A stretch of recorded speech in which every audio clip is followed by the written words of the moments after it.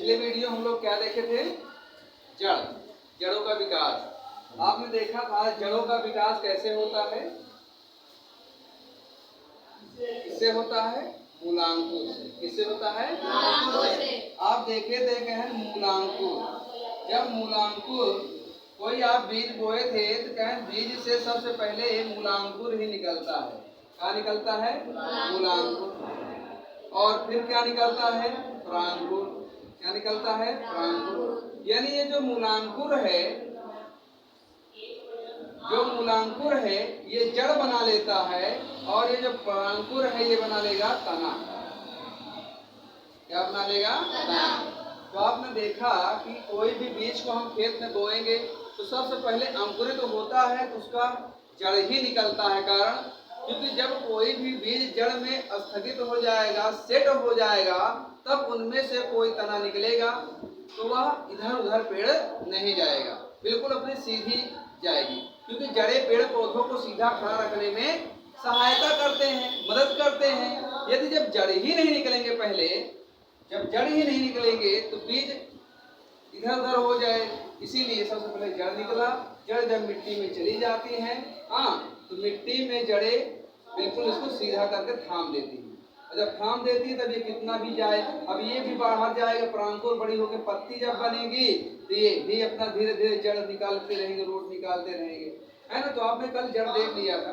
और जड़ की एक खास बात और भी होती है, कहें जड़ प्रकाश की ओर जाती है कि अंधकार की ओर? तो आपने कहा था अंधकार की ओर जाती है, प्रकाश की ओर नहीं जाती। प्रकाश की ओर केवल आपके परांकुर जाते हैं जो बाद में तना का निर्माण कर लेते हैं। तो यहाँ पे हम जानेंगे मूलांकुर को ही। चलिए, यहाँ पे जब जड़ें निकल आती हैं तो कहें जड़ें कितने प्रकार की होती हैं? अलग अलग पौधों में जड़ों के प्रकार अलग अलग होते हैं। इसीलिए हमने बना भी दिया नंबर 1 पर जड़ों के प्रकार, और दूसरे तीसरे नंबर पर अपस्थानिक की जड़ें बताएंगे। जड़ों के प्रकार क्या है?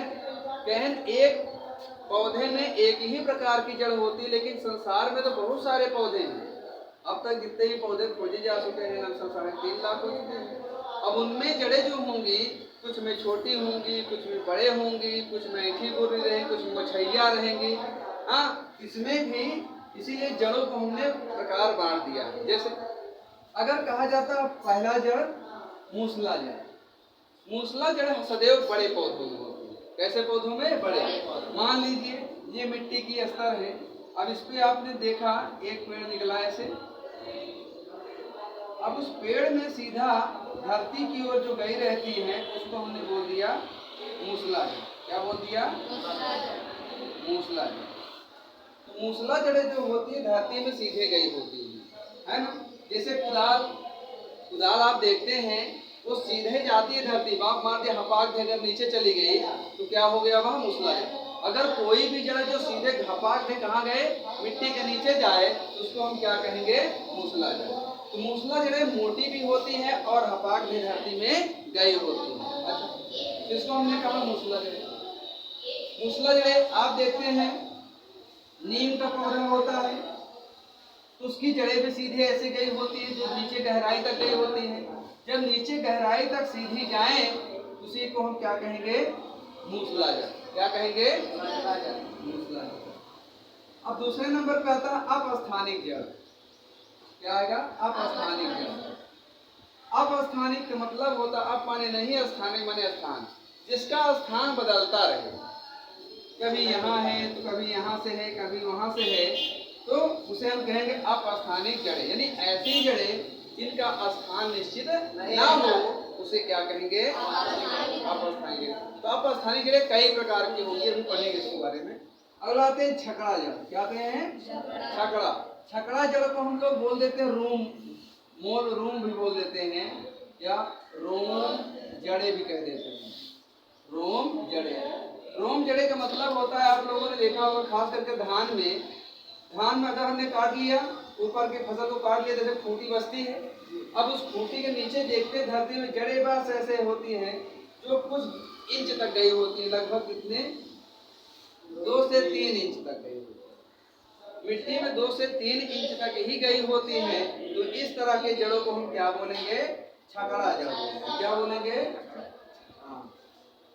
छकड़ा। झगड़ा ना कह दिया, नहीं पता लग झगड़ा हो लगा कि झगड़ाया माने एक दूसरे में अर्ची हुई हो। हाँ, और एक दूसरे में यदि जब अर्ची हुई होती है तो उसी को हम झगड़ा जड़ बोल देते हैं या रोम जड़ बोल देते हैं। रोम जड़ का मतलब होता है रोम के आकार। जैसे हमारे शरीर में बहुत सारे रोम होते हैं, पतले पतले हैं, और ऐसे ही पतले पतले जड़े यदि किसी पौधे में हो जाती हैं तो उसको हम क्या बोल देंगे? रोम जड़ बोल देंगे। क्या बोल देंगे? रोम जड़ बोल देंगे। अच्छा, अब आता है परजीवी जड़। क्या आता है? परजीवी जड़। पर माने होता है ऊपर, जीवी माने जीव। यदि ऐसे जीव जो किसी पेड़ पौधे के ऊपर रह करके अपने जड़ों को निकालता है या उसमें अपनी जड़ों को घुसेड़ देता है, उसको हम क्या बोल देंगे? परजीवी।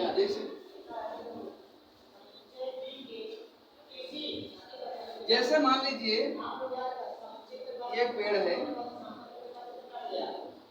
अब इस पेड़ में चारों तरफ इसके जड़ें लटकी हुई, ऐसे लटक रही हैं, इधर ऐसे लटक गई, ऐसे लटक गई। तो आप देखा होगा खास करके अमर बेल को,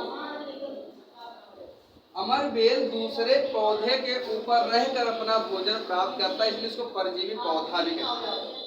तो परजीवी पौधा है तो अपनी जड़ों कहाँ निकालेगा? जब दूसरे पौधे पे है तो अपनी जड़ें दूसरे पौधे के ऊपर गड़ा देता है, उसी में फंसा देता है, तो इसीलिए इसको हम बोल देंगे।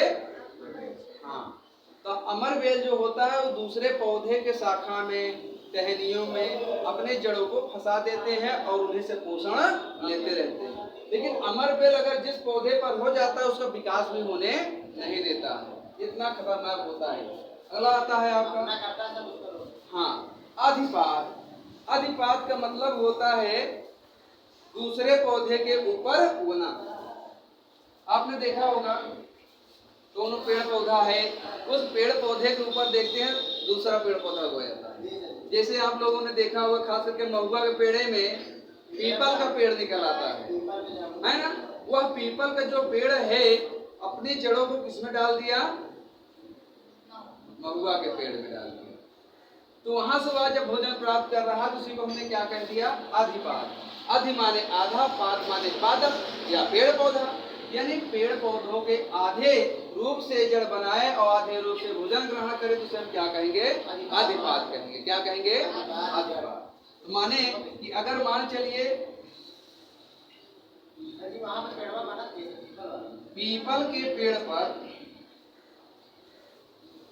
या कह सकते हैं पहला पेड़ हो गया महुआ का, अब महुआ के पेड़ में पीपल का पेड़ फंस जाता है और उसी को हम क्या कह देंगे? अधिपाद।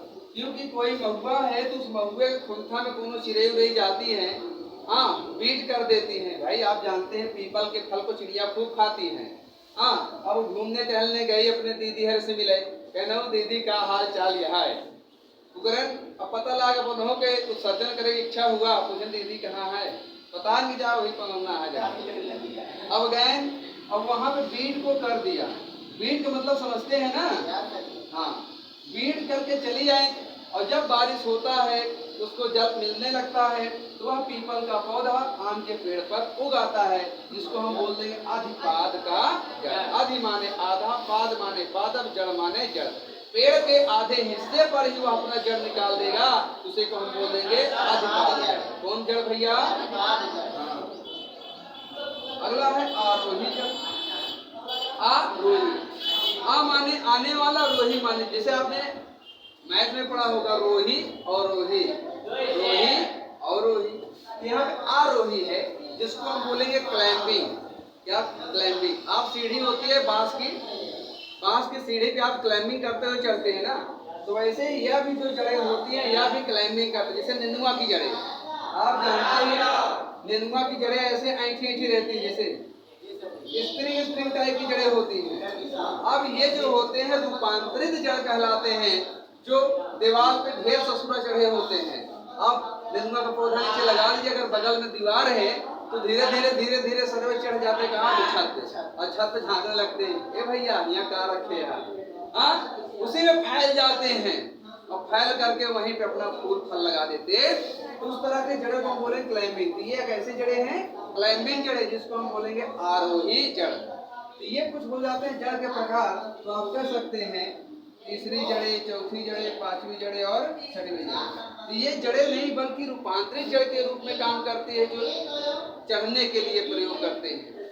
गड्ढर आप गाड़ दीजिए, उस पर चढ़ जाएंगे। इस तरह के जड़ें को हम कह देंगे आरोही जड़। तो आपने देखा 1 अपस्थानिक, 2 छकड़ा जड़, 3 परजीवी, 4 अधिपाद, 5 और आरोही जड़।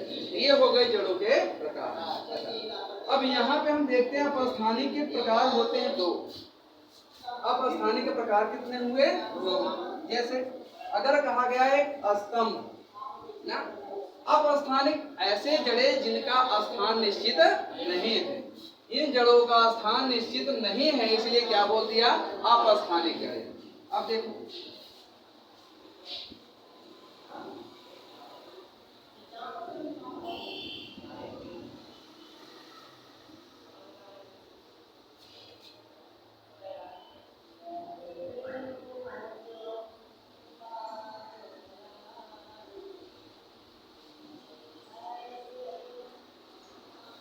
देखिए, ये जमीन की प्लेट है। जमीन पर आप देखते हैं कि ये जो स्तंभ रूप होते हैं, ये 90 डिग्री सेंटीग्रेड पर जड़ें निकालते हैं। कितने भैया? 90 डिग्री। अब कहते हैं इन्हीं शाखाओं से आपने देखा होगा, खास करके बरगद से ऐसे लटकती हुई जड़ें निकलेंगी, जिसको हम बोल देंगे स्तंभ जड़। कैसे जड़ भैया? स्तंभ। स्तंभ माने खंभा। इस जड़ों को अतिरिक्त जड़ भी कहते हैं। कैसी जड़ें कहते हैं? अतिरिक्त जड़। अतिरिक्त जड़ इसलिए होते हैं, जब पौधा बड़ा होता चला जाता है, तीन पौधों के शाखाओं को सहारा देने के लिए अतिरिक्त जड़ निकल आती हैं, जो सीधे 90 डिग्री पे होती है। कैसी होती हैं? 90 डिग्री पे। तो यहाँ पर है शाखा, यहाँ से ऐसे ये जड़ें निकल आएंगी, जिसको हम लता भी कह देते हैं। अगर ये लता मोटी हो जाती है, अरे लड़के बुकरी उकरी चरावे गए रहा तो पकड़ कैसे झूले रहा कि नहीं झूले रहा, और जब झूले रहा तो एक हम क्या कहे? अतिरिक्त जड़ बोलते हैं। क्या बोलते हैं? अतिरिक्त जड़। अच्छा, इसको हम बोल दिए स्तंभ। कैसा जड़? स्तंभ। स्तंभ माने खंभा भी होता है, और यहाँ से भी जड़ें निकल आएंगी। तो ये इसीलिए जितने भी जड़ें निकलेंगी धरती से पकड़ लिया, और इसके लिए इसीलिए शाखा और बड़ी हो गई। यहाँ पर भी स्तंभ जड़ें निकल आई है। इसी तरह से अगर देखा जाए, आप जाए उत्तर प्रदेश के दुधवा नेशनल पार्क में या दुधवा नेशनल जंगल में जाते हैं, तो वहाँ पे एक बरगद का पेड़ है जो 2-2.5 किलोमीटर में फैला हुआ है। इतना उसके शाखाएं बड़े हैं। उसी शाखाओं से 90 डिग्री पे जड़ें निकल के कहाँ गई हैं? जमीन को पकड़ी हैं। ये सहारा देने के लिए। और अपस्थानिक जड़ें जितने भी होते हैं, वो पेड़ पौधों को सहारा ही देती हैं। ये जो होती है अवस्तंभ। अव माने होता है गिरा हुआ, थोड़ा झुका हुआ, उसको बोलेंगे अवस्तंभ। कुछ इस प्रकार के होते हैं ऐसे। और मान लीजिए कोई ऐसे पौधा है, उसकी जड़ें यहाँ से निकल आई, यहाँ से निकल आई, यहाँ से निकल आई। जैसे आप गन्ने में देखे होंगे, अगर मान चलिए जमीन है, गन्ना का पौधा ऐसे है बड़ा, इसकी जड़ें यहाँ से भी निकली होंगी, ऐसे निकली होंगी, ऐसे निकली होंगी, ऐसे निकली होंगी। तो चाहे गन्ना हो, मक्का हो, इन दोनों की जड़ें बगल से निकली होंगी। चरी भी आप देखे होंगे, जो चरी सूडान, जिसको आप गाय भैंस को खाना खिलाने के लिए देते हैं, कतर कतर के बढ़िया से, हाँ, उसकी भी जड़ें देखते हैं ऐसे बगल से निकली होती। ये मुख्य जड़ तो है ही भाई, ये इतना भारी हो जाता है बड़ा होने के बाद कि बगल से गिरे ना, इसीलिए यहाँ से अवस्तंभ जड़ें निकले होते हैं सहारा दे। जैसे अगर छपरा उपरा गिरे लागत तो माई तुम्हें खून लगा दे पीछे से, अगर हम खून लगा दे तो जाना थूने का काम करे। ये थूने चारों तरफ से लगा होता है ना, इधर जाने देता है ना इधर। अगर इधर से हवा चले तो 5000 लोग एमुना अब मुँह जरे तो रोक ले। इसी तरह इधर निशान बने ले जाते हैं, रस्सी इधर से भी बांध लिया, इधर से भी बांध लिया, जिधर गिरने लगता है वो खींच लेता है, तो उधर नहीं जाने देता है। इस तरह की जड़ों को हम क्या बोलेंगे? अवस्तंभ। क्या बोलेंगे? अवस्तंभ। अवस्तंभ जड़ें ऐसे होंगी, घुमावदार होंगी, ऐसे होंगे, जो सहारा देने के लिए होती हैं। और ये जो होती हैं 90 डिग्री सेंटीग्रेड पर होती है, जो शाखा से सीधे निकल करके जमीन को गई होती। इसका भी काम वही है, सहारा प्रदान करना, और इसका भी काम है सहारा प्रदान करना। तो स्तंभ जड़ें और अवस्तंभ जड़ें किसको, पौधों को सहारा देती। तो जड़ों के प्रकार अगर कहा जाएगा तो आप बता देना, मूसला जड़े, अपस्थानी जड़े, छकड़ा जड़े, परजीवी जड़े, निपात जड़े, आरोही जड़े, ये जड़ों के हो जाते हैं प्रकार। तो किसी भी पौधे का होता है यदि जड़, तो वह सबसे पहले बीज से ही निकलता है। ऐसा नहीं कि पहले तना निकले तो बीज निकले, पहले मूलांकुर ही निकलेगा, फिर उसके बाद परांकुर निकलेगा। ये होते हैं जड़ों के प्रकार। नोट कर लीजिए।